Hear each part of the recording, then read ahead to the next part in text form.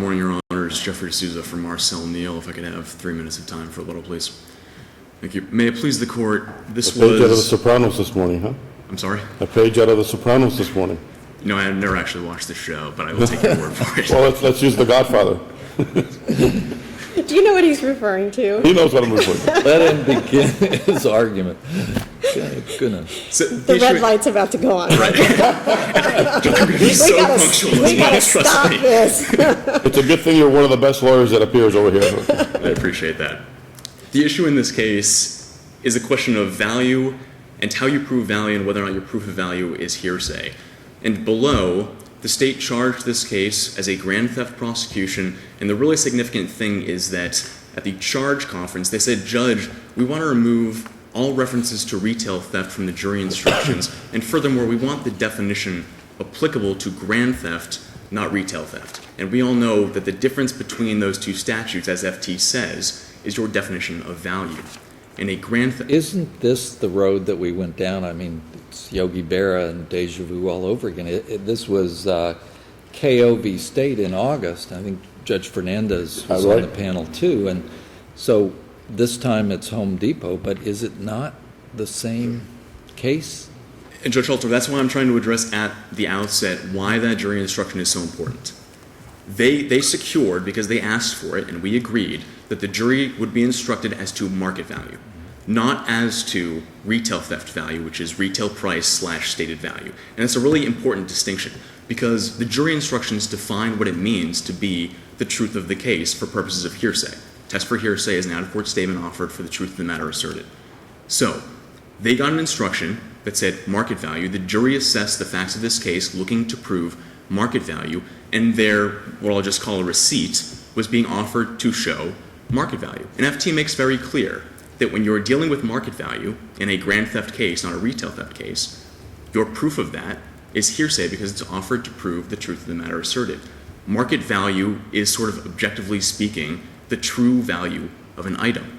So when the retailer here, Home Depot, says here's what we're charging for our wares, they're telling you this is the fair market value. That is the truth that goes to market value, which is the value element that they have to prove. The difference that FT points out in a retail theft case, which this is not by the prosecutor's own admission below, is that the definition established by the legislature is no longer market value, it's now retail price / stated value. And that's an important distinction because, as FT says, if you are proving only stated value, truth becomes irrelevant. And truth is the crux of hearsay. If you don't care about the truth of what's being stated, you only care that it's being stated, you have no hearsay problem. And I think you really, to find in our favor, have to sort of... How is retail value being proved? I'm sorry? How is retail value being proved? In this case or generally? Generally. As a general matter, you would have a price tag or a for sale sign that gives notice to customers in the store. Or receipt. Or this, you march over to the register and you ring it up. Respectfully, no, Judge Wells. What FT says is that the stated value gives notice to customers of what they will pay before they pay it, or, in this case, to a thief, that the item you're stealing is more than $300. So I understand what you're saying, that you could get a receipt and maybe it would be indirect proof of stated value. The opposing argument is that the receipt is presumptively correct. There's an inference there, but that is what is at the register that the defendant has gone past, and so that there's some at least inference of correctness there. If there's no contrary evidence that there was a sign, that there was a different price tag or anything else, and that's the issue that you contested in KO, but this time you're honing in on the jury instruction. Right. And so can you give us that instruction as to market value again, just the bare bones? I'm not Sure. sure. So you would want to look at page 264, lines 3 to 5. And it's exactly the definition of market value you would expect. Value means market value at the time, and I can't remember the exact quote, but value means market value at the time that the item would have been purchased, which FT says is hearsay. And maybe, if I could use a hypothetical that maybe clarifies this, you could imagine that grand theft and retail theft, different statutes, you would approach them as you would a hypothetical hate crime statute. Let's say there's a hate crime statute which says it is a crime, a felony, to batter a person who is gay. Now, I'm out in the parking lot, I say, I am gay, Miss Lippman comes up to me, she hits me. In the subsequent prosecution, somebody wants to come in, a witness, a third-party witness, and say, Mr. D'Souza said he was gay, and then he got battered. That is being offered to prove truth of the matter. It's being offered to prove that I am in fact gay, which is an element of the offense, thus you have a hearsay problem. That's grand theft. But if we slightly tweak the hypothetical statute, so now it's a hate crime, a felony to batter a person who says he is gay. Now, same facts, I say I'm gay out in the parking lot, I'm in fact not gay, who cares? Truth of the matter, no longer relevant, because Miss Lippman is guilty of the hate crime so long as I said I was gay. That's the important distinction. So, Sounds like splitting hairs. it may sound like splitting hairs, but look, that's why we have the hearsay rules. The purpose of hearsay in the first place is because when we care about the truth of what's being said, we don't want an out-of-court statement coming in because we can't cross-examine the out-of-court speaker. The classic way of figuring out the reliability or accuracy of a statement is to sit that person down on the witness stand, have them testify, and then ask them tough questions. So what, in this particular case, what would the Home Depot loss prevention officer be able to say with respect to market value and the predicate for testifying about that would satisfy you, given that instruction is going to be read? Well, I don't know that the LPO could have done it, but certainly a store manager could have come in and said, I know how the pricing system gets put together, and I know that it's maintained, and I know that it's accurate, which is not a hard thing for a store manager to do. And in fact, the 4th District's decision in Lusande said exactly that. It basically said, look, hearsay, it's a technical rule, it's basically a technicality that the defendant here is relying on, but the fact is they didn't bring in the store manager. Isn't it the loss prevention officers to know about value in the store and to be able to use the receipt in the register system to obtain information about value? Well, Judge Salter, that's their argument as to the exception. What they say is that on pages 177 to 178, that's where the LPO is saying, here's what I do. I take the cans of paint, I swipe them through, I scan them in the register, and it pops up an item. That's the out-of-court And statement. that's contemporaneous. It doesn't change It is. from day to day. It's a day of the theft. It is, Judge Salter, but that's not the relevant inquiry. We frankly don't care that he is able to access the business record. And the reason we don't care if he can access it is because your ability to access it doesn't mean the business record itself is reliable. The relevant inquiry is, was it created in a reliable fashion and was it maintained So we need an reliably? IT guy to come in and talk about how No. that's maintained, it's not corrupted, hacked? No, I think you would need a store manager who can say, this is our practice. We keep somewhere on the Home Depot servers, we keep an electronic document that I can tell you is accurate. How would he know that if he's not an IT guy? I mean, he's not the buyer necessarily for the items that are placed in his store. And we have the same questions that are asked in mortgage foreclosures of the servicing agents, who are people who print off a computer printout from a mortgage and say, here's what's owed and here's what's not paid. Right. Well, garbage in, garbage out, maybe, but it's a business record. And if you can show, all you have to do is be the records custodian of the business record. So what you're saying here is you could have to go all the way to the buyer for Home Depot and say, now, when you negotiated the purchases, what were they asking, and what did you agree to get it for? Well, isn't the real value what they asked? And you'd have to have everyone in that chain. Maybe your answer is yes. Everyone, because I don't know how the store manager would really know if that's the price we bought it for and here's the price we're selling it for. And this is what our computer program, I don't know why can't the loss prevention officer know all that too?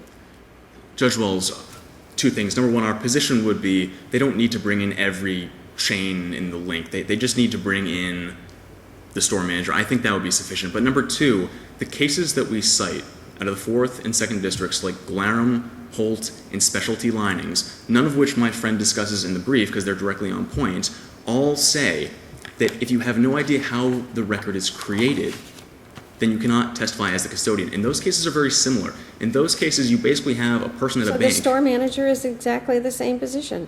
He's a guy who's gotten promoted up through Home Depot. He's not the IT guy. He doesn't put any of that, how pricing stuff goes into that computer. He doesn't maintain that computer. He just sees what spits out at the other end.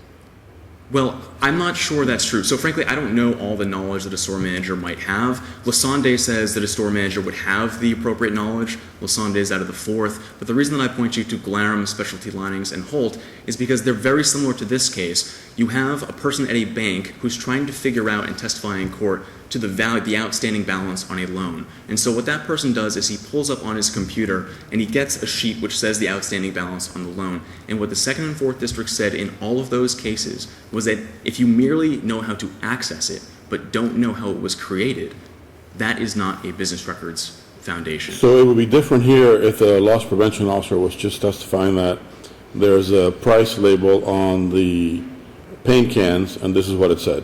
You agree that that would be different under FT, right? Yes, with the caveat that because of the jury instruction they asked for, they were not in FT land. They were in market value land.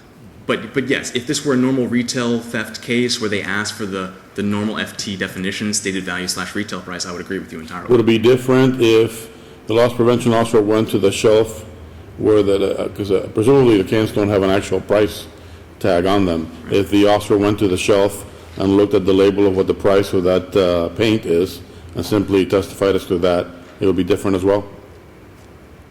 Assuming my caveat that this was a retail theft case, that would come in, that would be non-hearsay, because it would be offered only for stated value. But we kind of dismissed your definition of retail theft versus grand theft, I think, with our PCA and KO.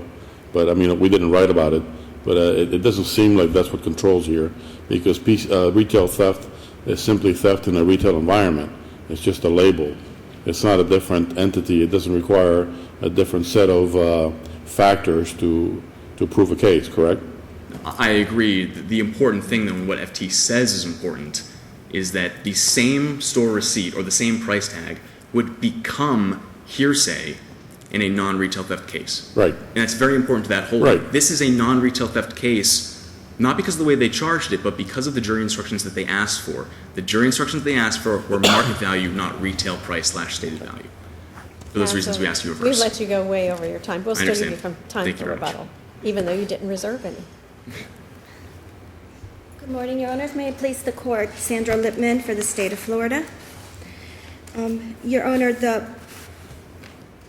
jury instructions were correct. He was charged under A12.014, and those are the instructions. Value means the market value of the property at the time and place of the offense, or if that value cannot be satisfactorily ascertained, the cost of replacement of the property within a reasonable time after the offense. The market value, as stated in Jackson, which is a fourth DCA case, is actually for the purposes when an item that is stolen is from a merchant. As we established, the merchant sells items at retail price. The market value, and as I put on my brief, can be inferred by the jury to, the retail value can be inferred by the jury to be the market value at the time. As Jackson says, the price actually charged and received by the merchant in usual customary sale of the goods stolen. The cases hold that when the theft is from the department store, at a specific price is established, as it was here, the retail price is deemed market value. This is the correct jury instruction. It's not hearsay because, as we established, the LPO is testifying to what he contemporaneously saw. If a price tag is not hearsay because you're looking at it in order to prove the degree of the offense, so is a receipt generated from a computer. A computer is not a declarant, therefore it is not, a computer is not a declarant, therefore is not hearsay. Well, but I mean, in FT, Judge Emas wrote about the price tag on the item, placing the person on notice of the value of the merchandise that's being taken. And of course, that person would not be on notice in a case in which there is no price tag on the property, and the price is actually only determined when it is scanned at the register. So that's a little different. But it doesn't, the fact of whether it's it has to come in as a business record does not hinge on whether the person is put on notice. A business record usually comes in, for example, if it's coming in to prove a statement and the business record happened at a time prior to that, you're relying on the business record to prove. A statement that's being entered in the document in the normal course of business. Correct. And it's As regularly opposed- entered in the same way. As That's what a opposed to business record- relying on the LPO statement that's coming from personal knowledge that of the observations that he made shortly after the time of the offense. And the statements for the sole purpose are of determining the degree of the offense. It's So not- if the scan at the register happens to be an exaggerated price that is incorrect when compared to the label on the shelf, then what?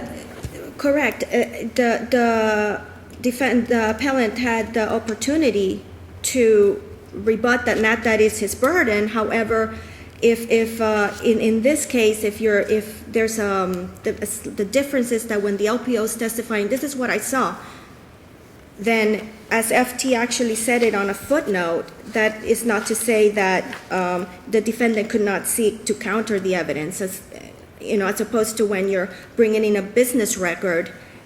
Not necessarily through putting in evidence by the defendant, but through cross-examination. For cross-examination, you can cross-examine the LPO here. The jury, it is for the jury to determine whether they think that the $680 for the paint was the actual fair market value at the time. If they would have said, the LPO would have said, yes, I saw the receipt being generated and the paint cost $3,000, it's for the jury to determine. I think the jury in that instruction has the ability to determine that, as opposed to the 812.015, where it seems by reading the statute that the sale price under the definition of this value, it has to be equal to the value of merchandise. Anything further, counsel? No, Your Honors, and if you don't have any further questions, we ask the court to affirm. Thank you. Counsel? I'm going to give you 2 minutes. I'll try to be briefer than that.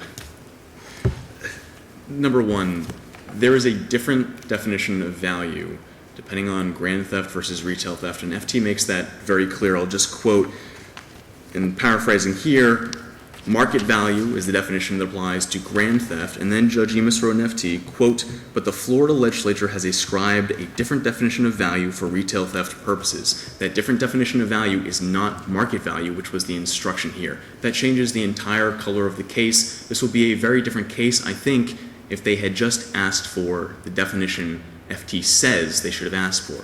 That's not what the jury ultimately looked to. The second point I would make is that Lasande, given the jury instructions here, is directly on point. In Lasande, they had a store clerk who was capable of ringing up the receipt. She knew how to do it, just like this LPO knew how to ring up the receipt here. And what the 4th District said was that it's not enough because she does not have the knowledge of how the prices are generated, and I think this quote is telling. The 4th District said, we recognize that the state was in a difficult position. Well, if you have the witness sitting up there, whether it be the store clerk who just, scans the item in, or the LPO, who may be a little more knowledgeable, isn't it the defense's obligation on cross-examination to show he doesn't know what he's talking about? No, and that's never our burden in a hearsay case. The question of admissibility in a hearsay case is a threshold question that the trial judge has to decide. For instance, in a murder prosecution, if Joe is on the stand and Joe says, Sally told me Dan did it, Dan does not have to show that Sally was wrong, because that's why we have hearsay in the first place. We're talking about a record, about an individual's ability. You just said the store clerk doesn't know anything about what she scans in. Right. Whereas the manager is going to know, he'll be able to testify. He's got knowledge. That really is the predicate that sets him up for being able to say what value is. I have experience. I know how things are put in. I know how things are going out. Well, if you just have the store clerk, she doesn't know any of that. Doesn't that have to do with saying this witness isn't qualified to testify as value? Yes, but the store clerk, Judge Wells, knew exactly what this LPO knew, which was, I know how to ring up the products and create a dummy receipt. The store clerk knew that in Lasande, just like this LPO did. And what the 4th District said was, look, it's unfortunate that the state didn't bring in, because of these technical hearsay rules, the store manager. Had they probably would have won the case. We wouldn't have to reverse. But that's what they required. That's what's required here. If I may say one last thing, one sentence. If you ultimately find against us here, which perhaps is the tenor of the argument today, we're asking that you certify conflict with Lucas. With the tenor of the questions? Is that what you meant? Correct. Okay. We ask that you certify conflict with the 1st District's decision in Lucas so that we can resolve this matter. Thank you. Thank you, Bob.